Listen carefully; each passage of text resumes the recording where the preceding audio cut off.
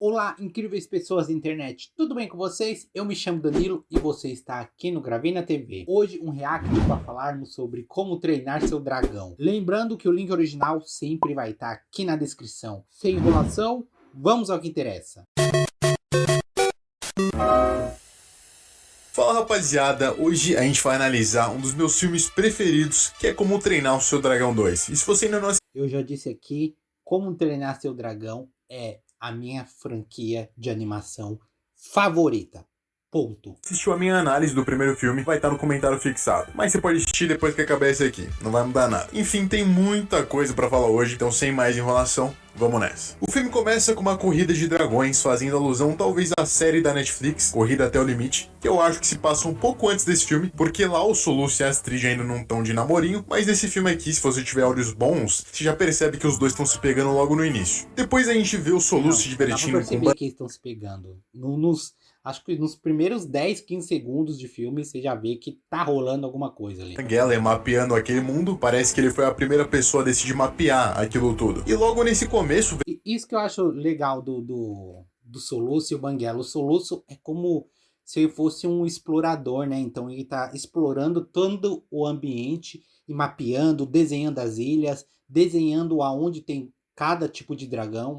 É muito bacana isso. Temos o início das tramas que vão acometer o nosso querido Soluço. A Astrid chega nesse novo lugar que o Soluço encontrou e lá os dois conversam principalmente sobre o que o estoico vem falando pro Soluço, que gostaria que ele fosse um líder, como se estivesse passando o manto pro filho. Mas o Soluço mesmo não quer participar daquilo não. Ele não acha que aquela vida é pra ele. Todos os discursos, planejamentos e assuntos da aldeia, isso é coisa dele. Aqui a gente pode fazer um paralelo entre a vida atual do Soluço e a vida que o pai dele quer pra ele. Na vida atual ele se diverte descobrindo novas coisas, adquirindo novos conhecimentos, estudando os dragões e o mundo. E na vida que o pai dele quer pra ele vai ter que se empenhar em relações políticas no geral. Ele cita até... Isso eu acho que é um reflexo muito das paternidades e dos jovens modernos, né? Sempre o pai quer uma coisa pro filho, porém o filho tá ali seguindo uma outra área, conhecendo um novo mundo. Sei lá, o cara tá gostando de arte, música, e o pai quer que ele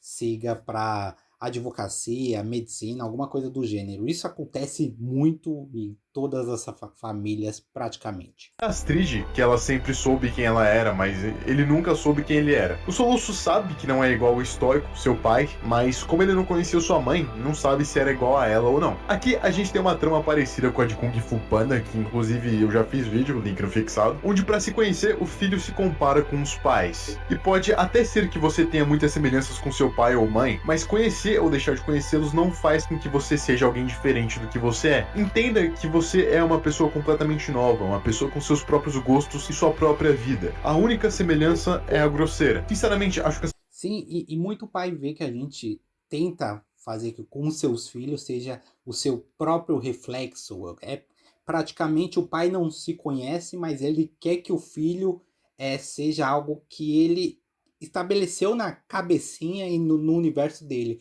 Mas não, cada adulto é diferente, cada criança é diferente, então a gente vai se moldando conforme a gente vai se conhecendo, né? As pessoas devem desapegar essa limitação que impõem a si próprias, de precisar se espelhar em alguém para definir quem é. A questão é que você pode definir quem é por si mesmo, porque se encontrar não é apenas descobrir as suas aptidões, mas é também se moldar, é esculpir a si mesmo.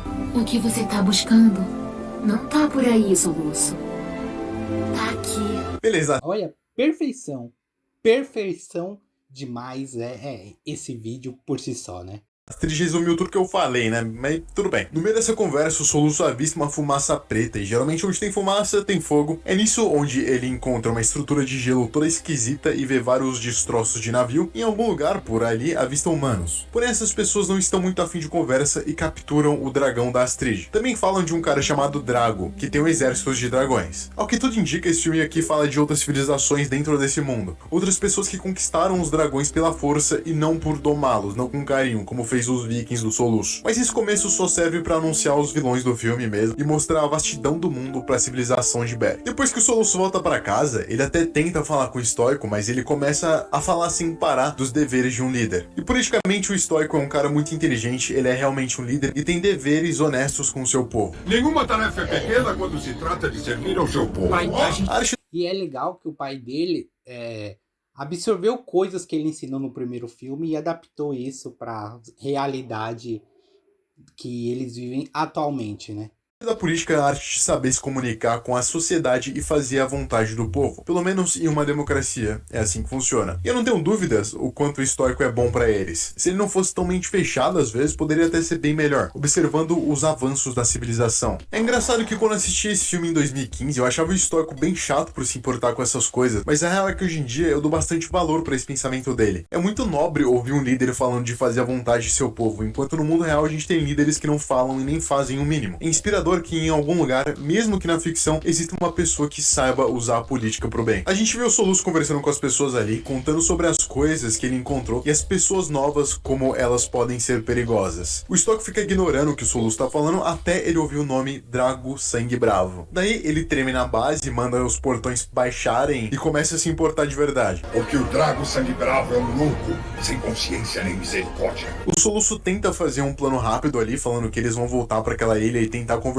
com o Drago, mas o pai dele diz que na verdade a paz acabou e que chegou a hora de se preparar para a guerra. Desde o primeiro filme, o Soluço fica nessa de falar que vai ficar de conversinha com os dragões e com as pessoas do mal, mas no final ele resolve... O Soluço ele sempre quer resolver as coisas no diálogo e ali no bate-papo, né? Só que às vezes isso não resolve muito bem. Tudo na base da porradaria, porque hora ou outra ele percebe que às vezes não dá pra dialogar. Ele até se entrega pros mesmos caras que encontrou no começo do filme, mas o pai dele sabe que ele não sabe o que tá fazendo direito e vai atrás pra tentar impedir e conta a história de quem foi Drago Sangue Bravo. Ele basicamente diz que em uma reunião de líderes esse cara apareceu do nada, cheio de cicatrizes, falando manso e dizendo que era um homem do povo. Dedicado a libertar a raça humana da tirania dos dragões. Daí, nessa reunião, o Drago fala que pode controlar os dragões e ajudar os líderes desde que eles se curvem diante dele. Chega até a ser engraçado o homem falando que vai libertar a raça humana da tirania, querendo ser um tirano. Quando os líderes começam a rir... E isso acontece muito, né? E isso eu acho que é o maior reflexo da nossa realidade, né? Sempre existe aquele cara que vai ser um justiceiro, o cara que vai salvar todos, mas no final a gente sabe que ele só tá fazendo isso por poder ou dinheiro ou alguma coisa do tipo. O Drago sai da sala e manda uns dragões matar eles. E dessa brincadeira só sobrou o estoico pra contar a história. Talvez seja daí também que venha todo aquele ódio de dragões dele. Homens que matam sem motivo não podem ser convencidos. Talvez. Sinceramente, eu não sei a minha opinião completa sobre isso, mas posso dar ela de modo parcial pra vocês. Acho que existem pessoas que não são convencidas com palavras, e às vezes temos que tomar atitudes pra manter o bem do mundo. Mas dessa conclusão surgem duas... Por isso que o Luffy Johnny Pieces já chega descendo a porrada em todo mundo.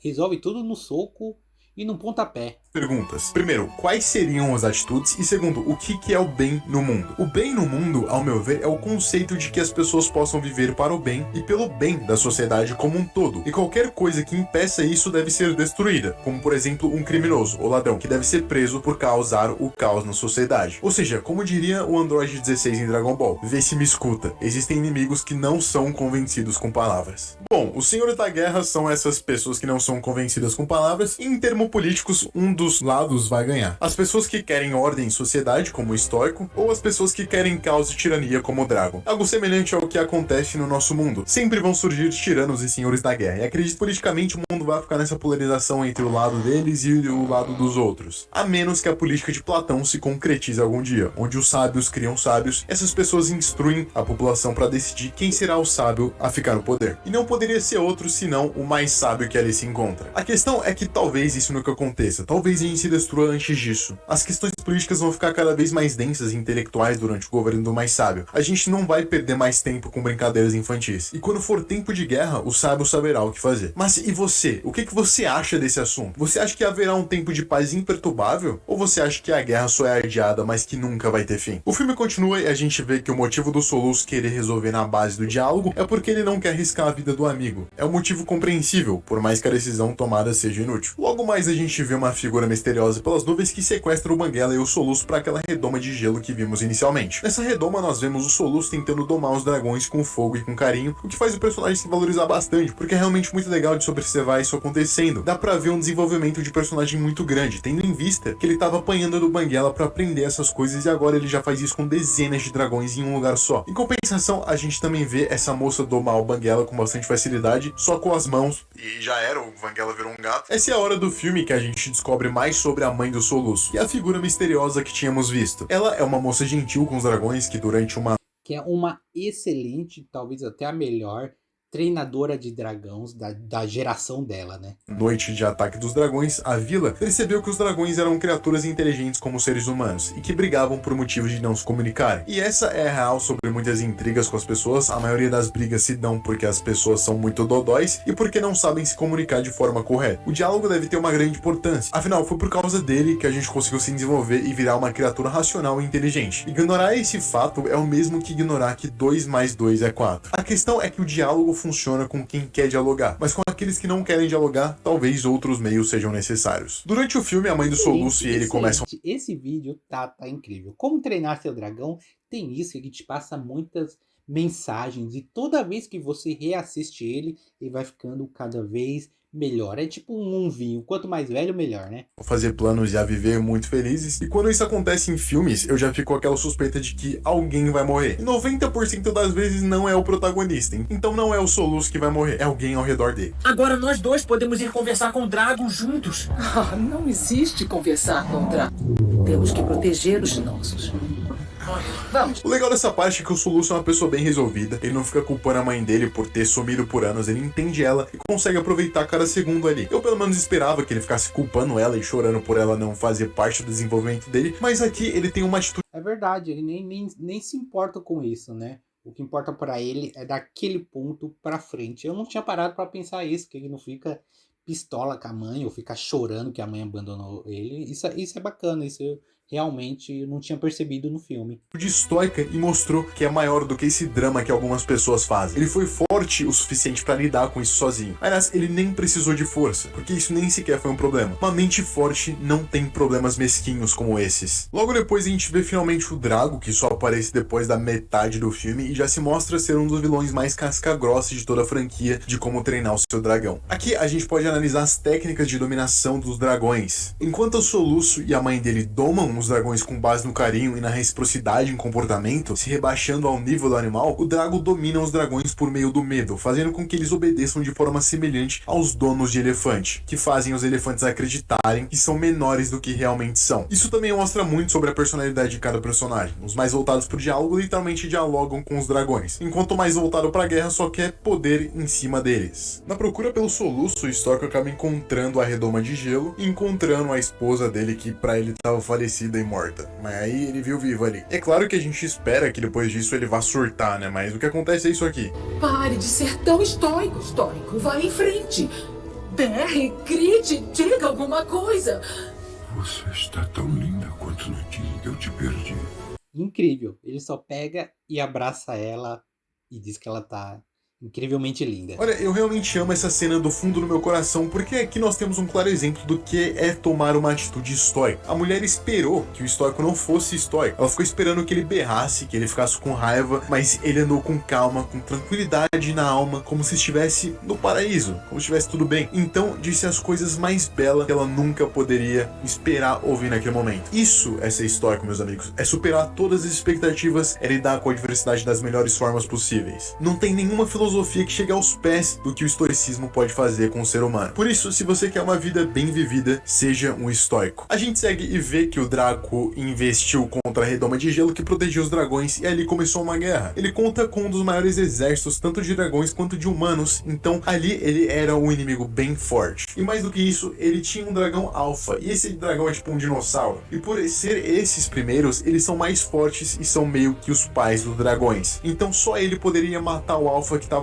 dentro da redoma de vidro. E o Drago fez uma coisa que a mãe do Soluço não conseguiu, que foi domar um alfa, mostrando que ele é um ótimo dominador, talvez até o melhor deles, e um cara muito bom estrategista também, visto que ele tem um exército muito louco. Depois do alfa do Draco ter vencido o alfa da Valka, o Drago manda o Banguela atacar o Soluço, mas o estoico entra na frente e morre. A família estava toda reunida finalmente, todo mundo se compreendendo, eles estavam fazendo planos e um de uma vez por todas viver felizes, e daí ele morre.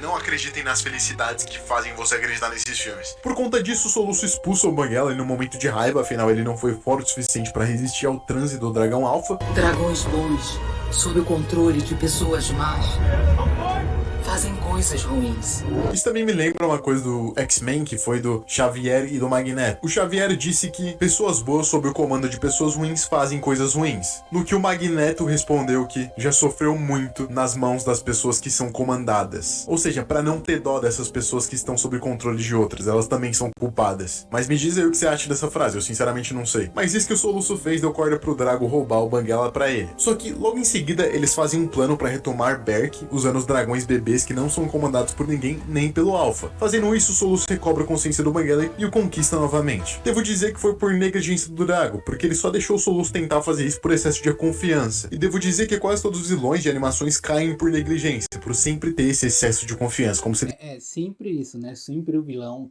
cai porque ele se acha incrível e, nossa, ninguém vai me derrotar. estivessem sempre ganhando. Esse é sempre o grande mal. Então, se você for um vilão do mundo real, nunca deixe que a negligência nem o excesso de confiança em si te impeça. Fica aí a dica pros vilões, viu? Nunca se ache muito, aí você vai cair. No final, o Banguela fica brilhando e confronta o dragão Alpha, fazendo com que todos os dragões fiquem contra ele. Isso faz meio que o Banguela virar o Alpha, de certa forma, e recobra a consciência de todos os dragões. O Drago é finalmente derrotado, e ele é literalmente morto. É sério, tá escrito na wiki que ele provavelmente se afogou por não ter um braço. Olha, Soluço, pra quem dizia ser pacifista, querer resolver as coisas no diálogo, matar alguém não é qualquer coisa não, hein? E assim o filme acaba, com Soluço virando o líder da vila, entendendo que muita coisa não pode ser resolvida com simples diálogo. Como treinar o seu dragão nunca decepciona, e depois de ver esses filmes, eu até sinto vontade de ler os livros. Se você já leu, comenta aí pra eu saber se vale a pena. Eu vou deixar aí no comentário fixado um link de afiliado que você pode comprar os livros de como treinar o seu dragão pela Amazon, e eu ganho uma taxinha por só te recomendar o livro, mas você não paga nada a mais. Enfim, logo mais sai o terceiro filme aqui no canal, e não se esquece que se você gostou, compartilha, comenta, seja membro, deixa o like e... Excelente. Excelente vídeo, né, galera? Só mostra o quanto eu amo essa franquia e o quanto ela vai melhorando toda vez que você reassiste algo. Lembrando, o link original pro vídeo vai estar aqui na descrição. Muito obrigado e a gente se vê no próximo vídeo deste humilde e pequeno canalzinho. Valeu demais, galera!